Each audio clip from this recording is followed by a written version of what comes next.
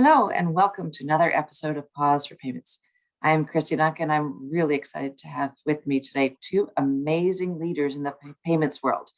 Yulia Baynham, who is Director of Financial Services for Payments at PwC, based in London, and Becky Clements, Director of Payments at UK Finance, also based in the UK. Welcome, Yulia and Becky. Thank you. Thank you, Kristy. Great to be here.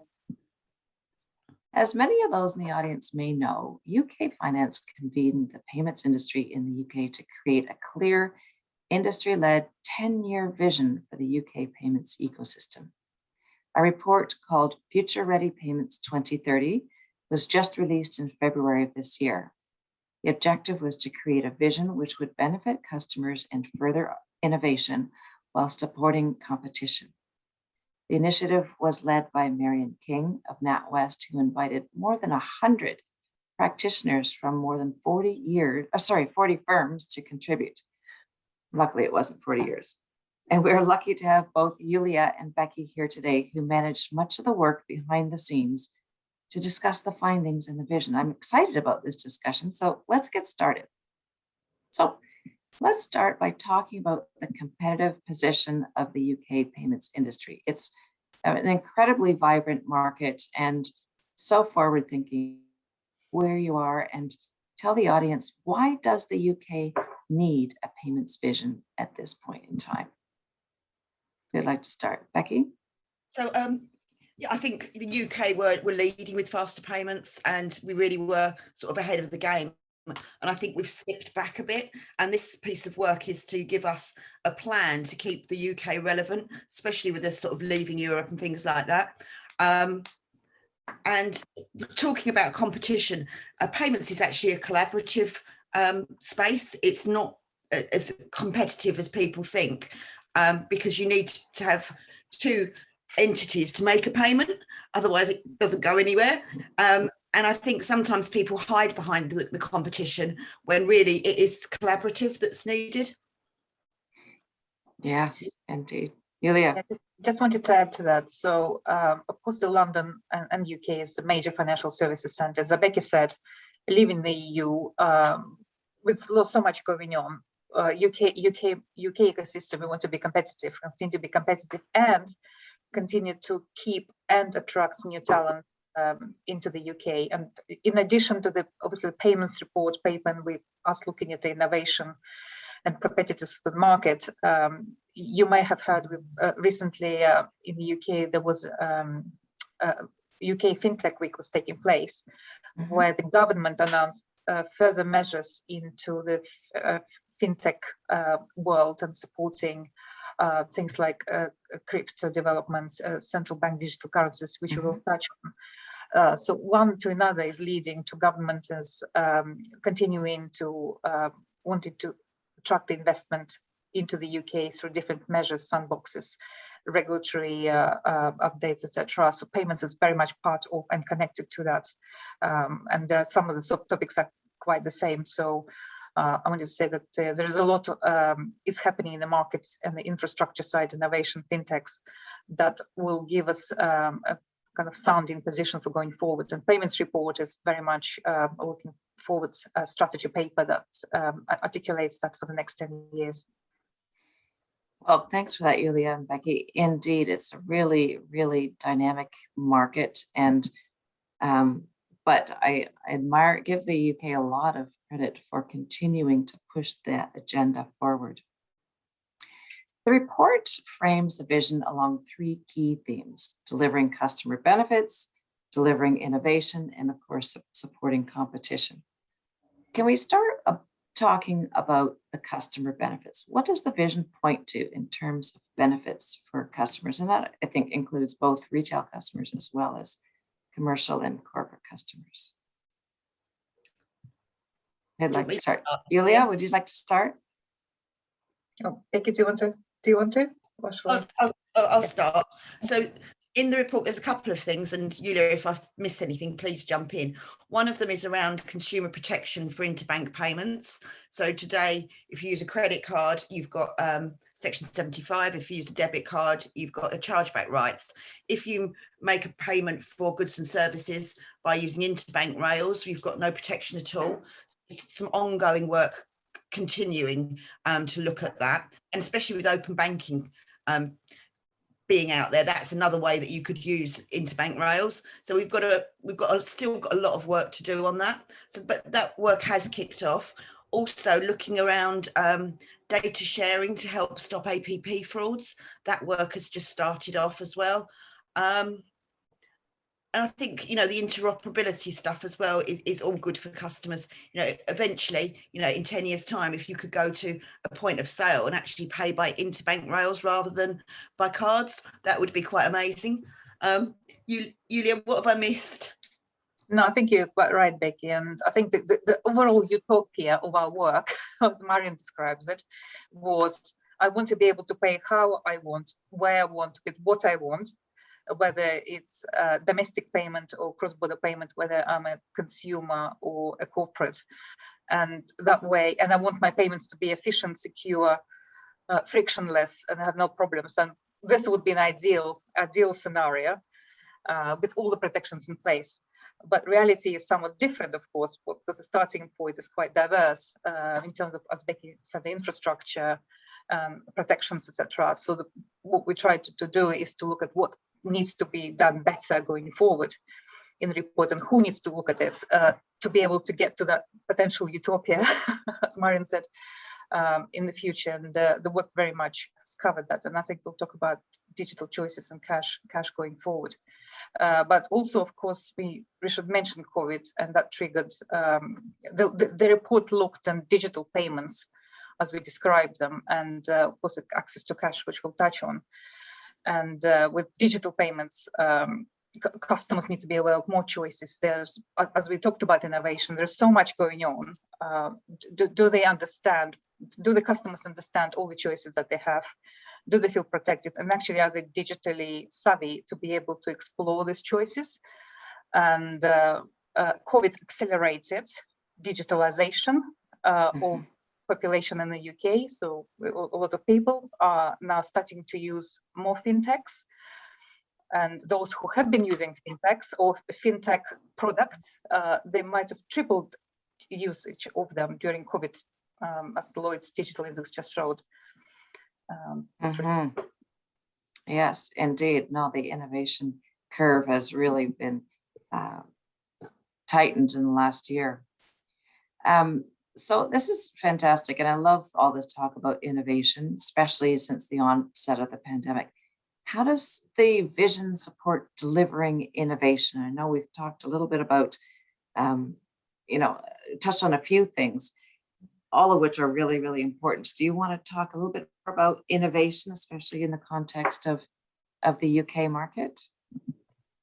I think one of in our report, sometimes people when we talk about innovation, everybody thinks immediately sort of fintechs, which is completely right. But in our report, we looked at innovation through 3 prisms. One would be the digital ID, which is very interesting and very hot, quite a big topic in the industry, where that might go in the UK. Although connected to that, but also looking at economic crime, how can fraud and sanctions AML prevention, and what the industry could do more to mitigate that. And Becky already touched on APP scams. That's quite a big area of concern. And then there's, of course, the liquidity and cross-border transactions and payments, what could be done there to make them also faster and secure and more efficient. And if I maybe pick up on the digital ID, which is a topic on its own, and provoked a lot of discussion not only when that paper was released, but also during the FinTech Week. The view of the industry is, when we talk about digital ID, we need to separate the ID that you might have through your passport to the digital transaction ID. That's what we meant in our paper. And I think the industry is still exploring what the robust use cases can be implemented and how the digital ID can be used. But reliance is very much on the government-led, it was called Trust Framework, that was released earlier this year, and very much connecting the work for payments into what the government might be doing. we have our passports, we have our holograms in our passports. Can you have enough with a digital thing on it that verifies your identity better, is a question mark. And of course now there is a lot of discussion around connecting digital ID to COVID passports, for example. And Becky, we talked about it, about QR code. In fact, NHS app has got a QR code as of this morning, showing you had vaccination. So things like that for payments cannot be fast and secure using digital ID. That's definitely where the direction of travel, but it won't be, in the UK at this stage, there won't be one unified digital ID case. Interesting. That links very closely to the standards work. So for digital ID, for it to be interoperable, you need to have really strong standards. And we've started a strategic standards group just to look at where the standards are in the UK, because they're all scattered around, and should they actually be in one place with a portal so people could go on there and pull those standards and understand what they are. And I think that standards are really important for digital ID. Oh, yeah, very interesting, because as Yulia mentioned, the digital ID spans far beyond payments into health and other applications, other areas. And having one source for those standards would be fantastic. Even just for payment standards. I usually know where to go to find standards, but they're not always published, and they're not always easy to access, and they're not always the same from one country to the next, be it card standards or even wire standards, etc. So that's a fantastic initiative. And I love how digital ID is pulling it all together. It's a new thing, and COVID is driving it, which is really important. I was just speaking to someone the other day about health credentials in the US, and how they're all now allowed to go freely around the country without masks as long as they have their health credentials. I said, well, what have they got? And they said, oh, it's just a little, ID card saying I've got both my vaccinations, but they're already being counterfeited and sold at, I don't know what kind of price on the internet. So we have to be very careful with that. And digital ID, definitely for international travel, as we're finding out, having some sort of one verification that you had acceptable everywhere, that will work. And there isn't one at the moment. And that's what globally, ISO standards, just to mention, I'm bringing that unification in some way for messaging. And that will also provide financial institutions with a lot of insight around the data around their customers that can be used for various reasons, but also hopefully maybe protect against fraud, and allowing more choices for customers. I'm sure we'll talk about it. Lastly, the report clearly focuses on supporting competition across the UK payments market. How do you see that playing out? Do you want to start us there, Becky? I think as payments for retail customers are free today, we need to make sure that there is some good competition out there around the infrastructure and the payment rails, and give customers, as Yulia said earlier, the choice. They can pay with what they want, when they want, wherever they are. And I think moving more into the digital world, it gives you more opportunity to do that. Mm-hmm. Indeed.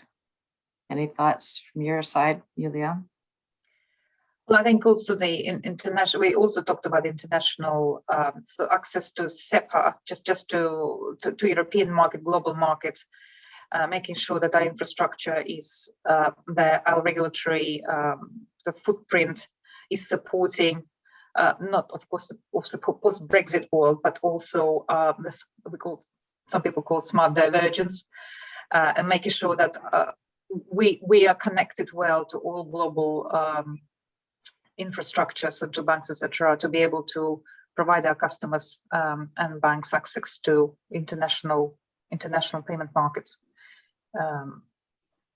And one thing maybe I'll mention in terms of innovation, or actually it's not innovation anymore because there are 50 countries looking at it, is central bank digital currencies. It's one of those kind of fairly newish developments, and also the whole crypto world suddenly maybe earlier this year became much more active. Again, in the UK, we have our Chancellor of Exchequer announced a lot of support to digital sandboxes, A task force is being set up for CBDC, as we call it. A consultation was issued by the Bank of England last year on retail CBDC. So user cases are being developed, and this in due course, if retail particularly will get implemented, that the customers will be able to use another form of digital money or having a digital account with the Bank of England, for example. So there's a lot happening in industry around use cases for CBDC. And the UK is very much want to be involved. And I mentioned there are 50 cases already globally where countries are looking at this. Yeah, And that's fantastic. we mustn't forget cash as well. While we are probably using less cash, it's not no cash. And I think that's quite important, that we have access to cash for people who want to use it, because it is another payment form. And I've just had some stats come out from last week. So last week was the first week the UK really opened up, and we've actually seen cash, specifically coin, increase the usage. So that's quite interesting. Very interesting. And that goes to another point that we haven't talked about a lot here, and that is this whole concept of financial inclusion. And I know you both have something to say there, but we, as one person said, we don't want to sleepwalk into a new digital age and leave some of these people perhaps who aren't technically comfortable or don't have access to the technology to be able to make digital payments in one way or another. We don't want to leave them behind. How does this vision incorporate financial inclusion for the next decade? So Lloyd's on Friday issued their digital index, which is really insightful. And we are working with Lloyd's to pull together a group to look at what best practices the banks and the PSPs have got out there for their digital inclusion, because they'll all have some sort of program. And then we would like to hold later on in the summer a sort of a senior round table around digital inclusion, to make sure that it's people are talking about it at the C-suite level. Good point. Yeah, because we don't want to lose sight of that. We do want everybody to be financially included. Yulia, did you have anything you wanted to add there? Just wanted to mention, when I talk about digital, the 5% of people in the UK are digitally excluded, as per the Lloyd's index that Becky mentioned. Some would also involves no internet access. In my area, for example, Sussex, where I live, there are places where there is no internet. So you're not able to do that. Even during COVID, it was very hard for people to access. And then we talk about education and vulnerable people.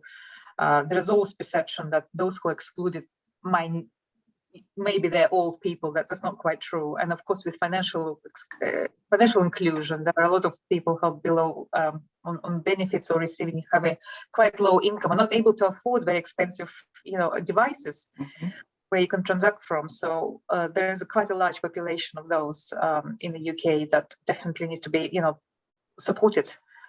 And connected to that, of course, as we talked about cash.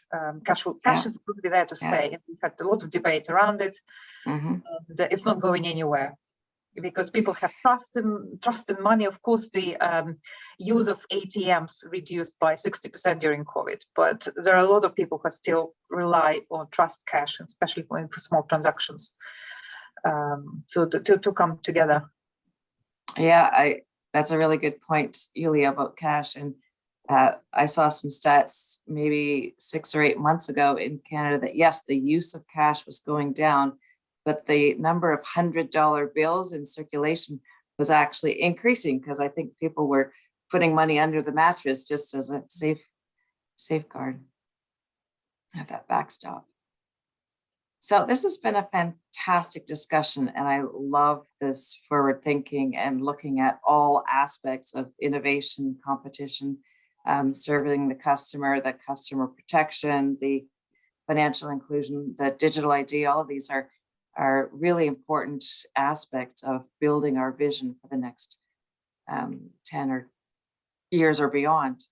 I want to close this discussion and totally change gears and talk about you and as women in this payments industry. And you've both had such stellar careers and have done such fantastic things, really interesting things, groundbreaking things.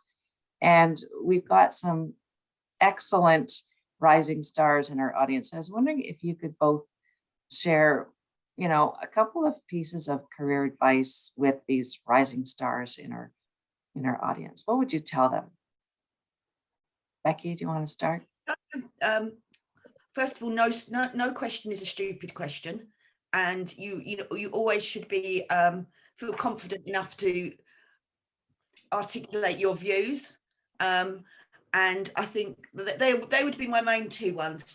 No question is stupid, and articulate your views.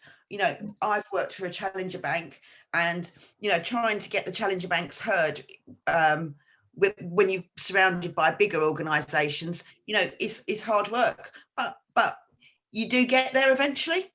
And when I sort of started my career, my first director, non-exec director at Payments UK, there were 22 people on the board, and 2 of us were women, me and Marion King. I mean, it's a much equal balance now, but that's, it's taken 10 years to get there. 10 years is pretty quick, actually, but congratulations. That's good progress over 10 years. Yulia, what career advice would you share with our audience? I would echo what Becky said about curiosity, and particularly if you're in payments. As we said, there's so much going on. You need to keep abreast of what's happening. That means you need to be curious. Mm-hmm. Another career advice would be to seek and explore opportunities. I'm not talking about jumping the ship or your current organization every 2 to 3 years, but you can easily find interesting projects you can get involved in within your own organization. Working in teams, probably that is developing others, and you develop yourself. I'm very much into teaming and working together, not on your own, because that's the power. And I think I would have, if I was going to wind back, I really valued, I think what helped me is good sponsorship and mentorship, maybe more on the sponsorship side. And now I'm very pleased to become that sponsor or mentor to others, as I would have liked it to be with me some time ago. But again, it's also comes with self-confidence. More confident you are, maybe less sponsorship you need. So working on your self-confidence does take time. Indeed. You will get that seat at the table, maybe faster these days than it was in the past. Fingers crossed. Absolutely. I know I among many others suffer from imposter syndrome, and building out that self-confidence is, can be a challenge for some women. Absolutely. But once you do, then you realize the power of you, which is so enabling and empowering. It's exciting. And share your stories with others and hear other stories, because that makes it your career really real. You can relate to that, hopefully. Yes, indeed. Yes. No, people don't just get to senior roles without a lot of hard work and a few challenges along the way, and perhaps a side step or a side street, or perhaps a couple of steps back sometimes. So this has been an absolutely fantastic discussion. Thank you so much for sharing everything that you're doing. I love what you're doing. It's really inspiring for me as a payments geek. But I think for our audience, just seeing, the leadership that you in the UK is taking in this industry to continue to innovate and maintain competition while doing so, but also serving customers in so many different ways. And the technology is enabling so much that it's fantastic to be proactive in building that roadmap for payments. So thank you for doing that. Thank you, Chris. Pleasure to be on the call today. Yes. Thank you for having us. Oh, it's been a great discussion. I'm going to encourage everybody today to share this with your friends, and of course, listen and join us online for the many other Pause for Payments webinars that we host with inspirational leaders from around the global payments ecosystem, leaders like Yulia and Becky. So thanks, everybody.